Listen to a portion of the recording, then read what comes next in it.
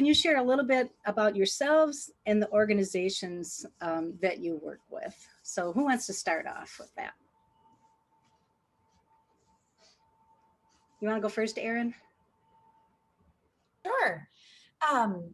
So I'm Erin Maye Quade. I use she, her pronouns, and I'm the advocacy director at Gender Justice. I'm really glad to be here with all of you this morning. If there's one small thing that this pandemic has given us is the ability to connect with each other across the state and across the nation. And so I'm just really glad that we have this opportunity to be together and having breakfast.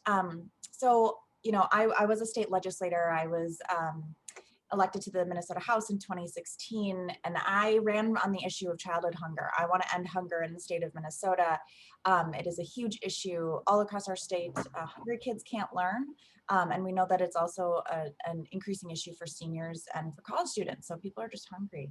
And at Gender Justice, which I joined in 2019 after losing the primary, I'm the advocacy director, and we seek to advance gender equity through the law. And that means, you know, we sue people. We definitely do sue people, but we do impact litigation. So we're not a direct service law firm. We do cases where when we win for our clients, we change a lot of things for a whole bunch of other people. And we have a lot of cases right now, including ones about, you know, clarifying the Women's Economic Security Act to protect pumping people at work, to expand access to reproductive health and justice in Minnesota, to protect trans students and women and girls in the state of Minnesota, and, you know, and on and on and on. A lot of my time is spent talking to legislators to help clarify our law and make it better. We use our clients' stories to help figure out where we can change the law, clarify the law, or write better law to protect them.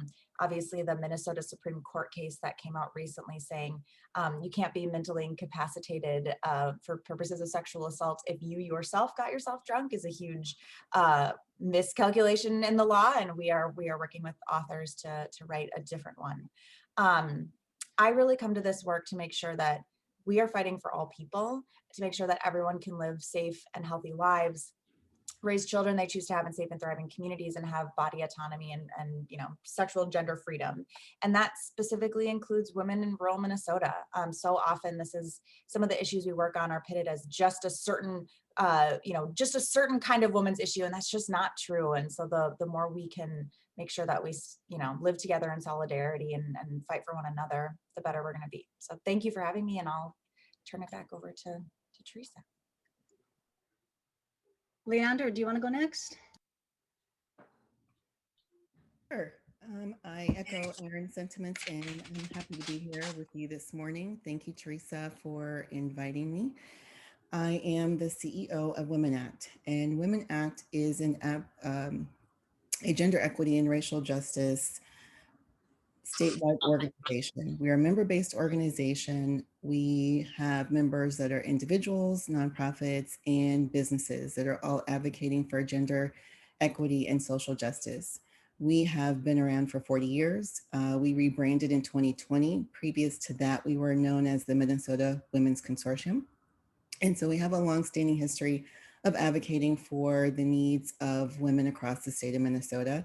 One of the most significant, one of our most significant or our most well-known accomplishments was helping to pass the Women's Economic Security Act with Gender Justice and 5 other organizations in 2014. To circle back to who I am not a native of Minnesota. I've been in the state for 3 years. I came from the Washington metro area. I've worked in public humanities for the majority of my career as a public historian, working in and outside of the US. And during that time, my focus was on equity and giving voice to people who weren't previously heard, who were either ignored or marginalized. And coming to this position, that is my same goal, is to give voice to women who are often ignored, who are often marginalized, who are rendered in a secondary status, because we still aren't listened to, we still aren't heard in the ways that we should be. So that is a large part of our work at WoMN Act, and I will stop there. I don't know how much time I've taken up, but I'll turn it back to Teresa and continue on with the other questions. Great, thanks. Nevada. Good morning, everyone. I'm really excited to be here. My roots are in rural, so I just feel like this is my people. I've done a lot of work. I've actually worked with Teresa when she was just launching up 100 Rural Women. And I had founded an organization called Rural American Indigenous Leadership, which I'm still a part of. It's kind of in a dormant right now, but excited to just kind of be in this space. Looking into the audience, I see so many women I've worked with over the years, whether it was, with Vote Run Lead or Women Winning campaigns or otherwise, just community work. This is really incredible to be here this morning. And a little bit about myself. My name is Nevada Littlewolf. I'm a citizen of Leech Lake Nation. I've spent most of my life on the Iron Range in northern Minnesota and Virginia. I was a city councilor there for 10 years. And currently I am the executive director and campaign manager for the Page Amendment. The Page Amendment is a constitutional amendment to the Minnesota Constitution that would change our education provision, and really looking at the language that's in our current Constitution. It dates back to 1857. I've often just kind of preface this with understanding what was going on in 1857. 1854 and 1855, we have treaties from that time with our tribal nations. And what were those treaties? Largely, they were land grabs, right?